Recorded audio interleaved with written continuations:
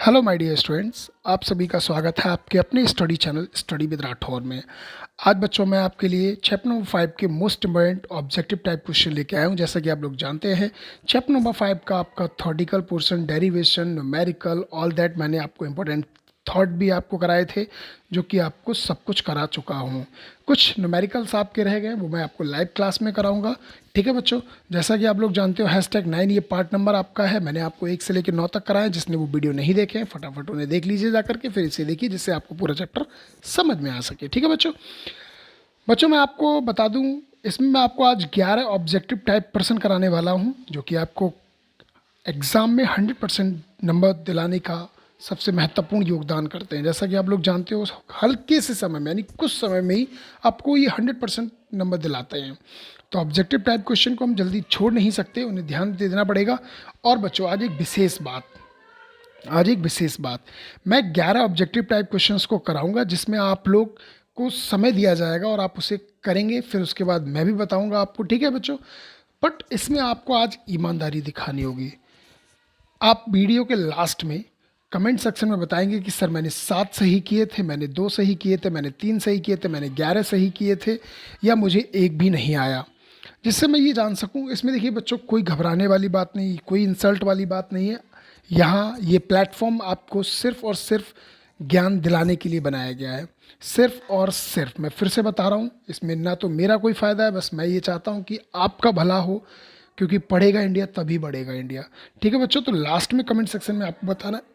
और एक महत्वपूर्ण बात, आज बच्चों आज की क्लास इसलिए स्पेशल है क्योंकि आज मैं इसके साथ एक मोटिवेशनल स्टोरी ऐड करने वाला हूँ, एक मोटिवेशनल स्टोरी।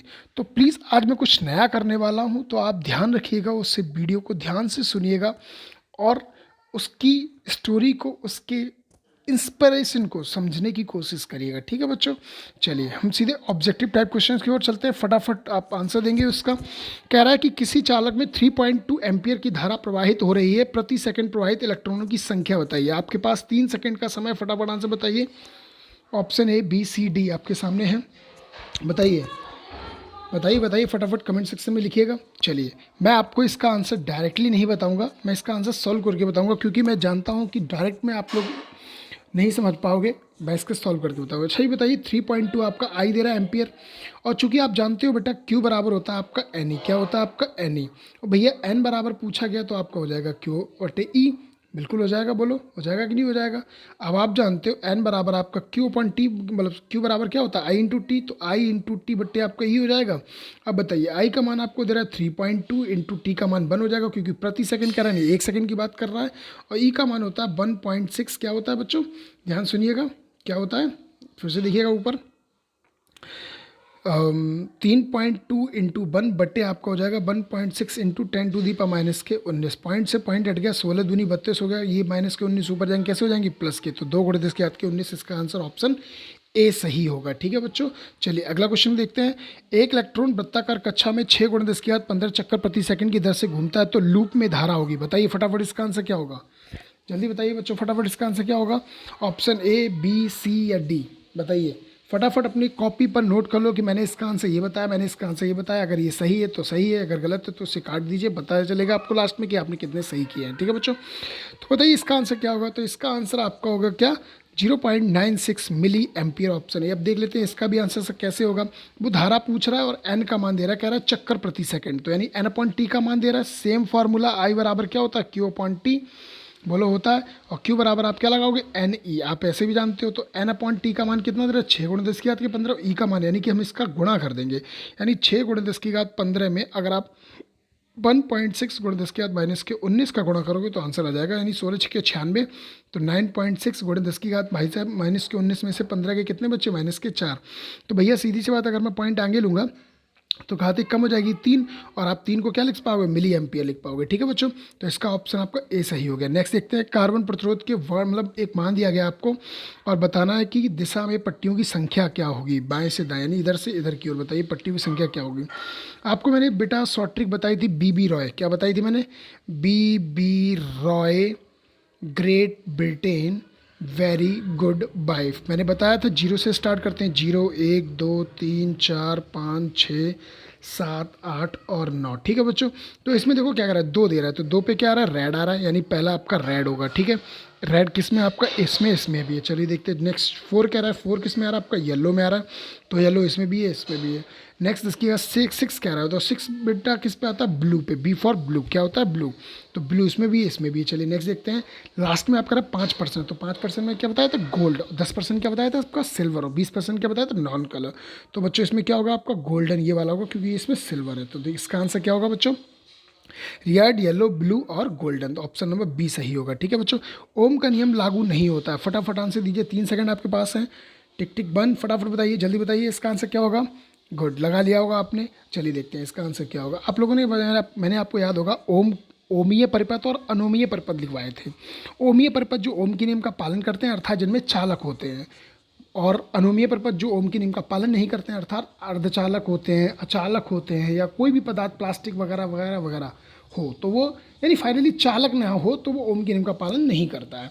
तो भाई अचालक है, इसका मतलब ये भी गलत होगा, अर्धचालक है, इसका मतलब ये भी गलत होता है। आर्क लैंप आपका होता है क्या, एक गर्म तत्व होता है। आप लोग ये जानते हो, जैसे आप लोगों ने घर में देखा हो लैंटेन वगैरह होती हैं, जो क्या करती हैं, तब तब प्रकाश छोड़ती हैं।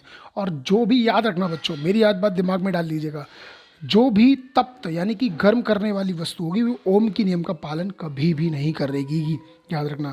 जैसे बर्नर है, दिया सलाई है, अदरवाइज जितनी भी आग से बनने वाले, आग से जलने वाले पदार्थ हैं, वो सभी क्या होते हैं, अर्धचालक होते हैं, यानी कि अचालक होते हैं, यानी कि ओम के नियम का पालन नहीं करते। तो इसका आंसर क्या होगा, ऑप्शन नंबर डी। कितने बच्चों ने लगाया बताइएगा, सच बताइएगा फटाफट। चलिए 5वीं की ओर चलते हैं, देखते हैं। 220 वाट के एक वैद्युत बल्ब में 5 मिनट में कितने किलो कैलोरी ऊष्मा उत्पन्न होगी, बताइए इसका आंसर कितना होगा। आपके पास 3 सेकंड है, फटाफट इसका आंसर टिक कर लीजिएगा। मुझे पूरी आशा है, मैं पूरे भरोसे के साथ, चूँकि देखिए आज भरोसे की बात आ रही है यहाँ पे, और अपने अंदर जितना आप भरोसा पालोगे बच्चों, उतना आपके लिए बहुत अच्छा रहेगा। ठीक है, तो देखते हैं फटाफट क्या आप लोग कौन सा टिक करते हैं, जल्दी बताइए। चलिए अब हम इसे सोल्यूशन की तरफ देखते हैं। बेटा बात कर रहा है 220 वाट, वाट मतलब पी यानी भी शक्ति होती है यहाँ पे, 5 मिनट यानी टी।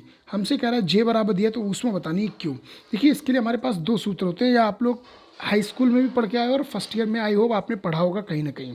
अगर नहीं पढ़ा है तो मैं बताऊंगा, बेफिक्र रहिए।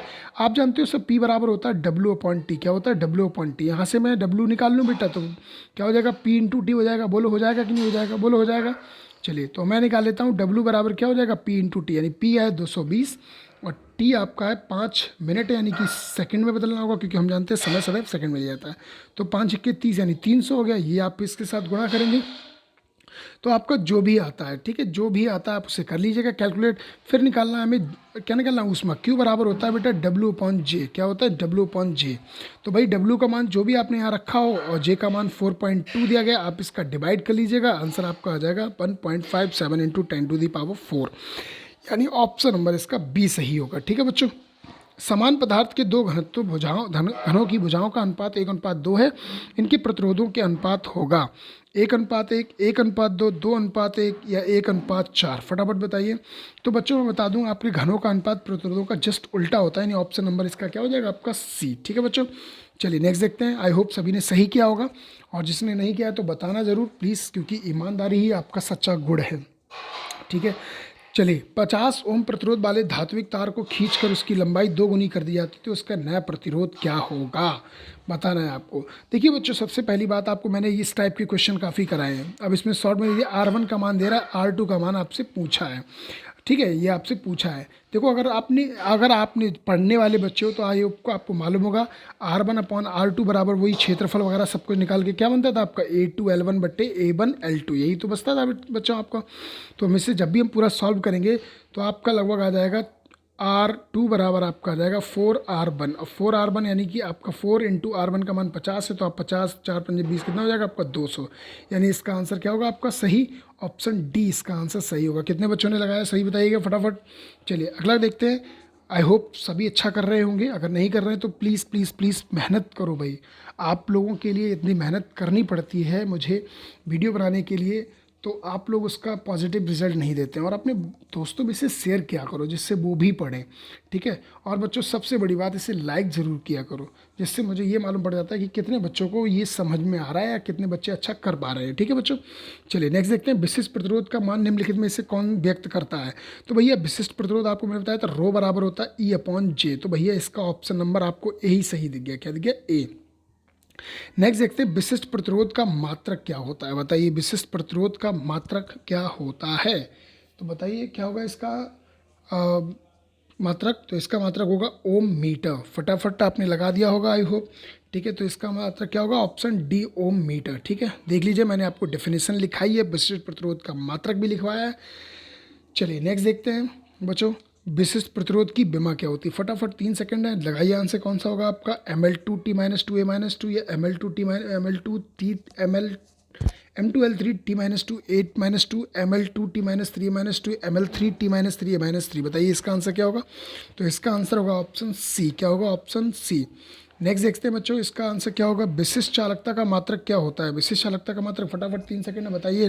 लास्ट ऑब्जेक्टिव टाइप क्वेश्चन है, मोस्ट इंपॉर्टेंट है, ये आप लोगों को अपनी कॉपी पर नोट करने याद रखिएगा, क्योंकि सभी से मतलब अब मैं आपको हर चैप्टर में ऑब्जेक्टिव टाइप क्वेश्चन आपको मालूम होगा, लाइव क्लास में भी कराता हूँ और यहाँ भी करा रहा हूँ। बच्चों आप लोगों को ये शायद इतना ज्ञान तो हो ही गया होगा कि राठौर सर कहीं भी पढ़ाएं, कोशिश करते हैं कि बेस्ट से बेस्ट देने की कोशिश करें। और बेटा बेस्ट से बेस्ट तभी होता है जब आप अच्छा करते हो। तो प्लीज़ इसे नोट करिएगा, समझने की कोशिश करिएगा। कल आपका नया चैप्टर होगा, स्टार्ट होगा चैप्टर नंबर 6, ठीक है बच्चों। तो जो जो नहीं आया है, जो जुड़ना चाहता है, जो नया स्टूडेंट जुड़ना चाहता है, आपका कोई मित्र, आपका कोई फ्रेंड, आपकी कोई सहेली, क्योंकि इसमें गर्ल्स भी काफ़ी ऐड है और वीडियोस वगैरह देखती हैं, अच्छी बात है कि वो पढ़ने में सजग हैं, इस लॉकडाउन में भी अपनी मेहनत को अग्रसर किए हुए हैं। इसी मेहनत पर मैंने एक वीडियो भी दिया है इसके बाद, आपको मोटिवेशनल स्टोरी है, तो प्लीज़ उसे सुनिए ध्यान से, ठीक है। तो इसका आंसर सभी ने लगा लिया होगा, फटाफट बताइए कि किसका आंसर क्या आएगा। इसका आंसर जल्दी बताइए, जल्दी बताइए। इसका आंसर आएगा बच्चों option C ohm inverse meter inverse, क्योंकि मैंने आपको विशिष्ट चालकता का सूत्र, मात्रक और डेफिनेशन पढ़ाई हुई है, ठीक है। तो आई होप सच सच बताना कि कितनों ने कितने ऑप्शन सही लगाए हैं, ठीक है बच्चों। चलिए ओके, धन्यवाद, जय हिंद, जय माता दी। अब स्टार्ट करते हैं मोटिवेशनल स्टोरी।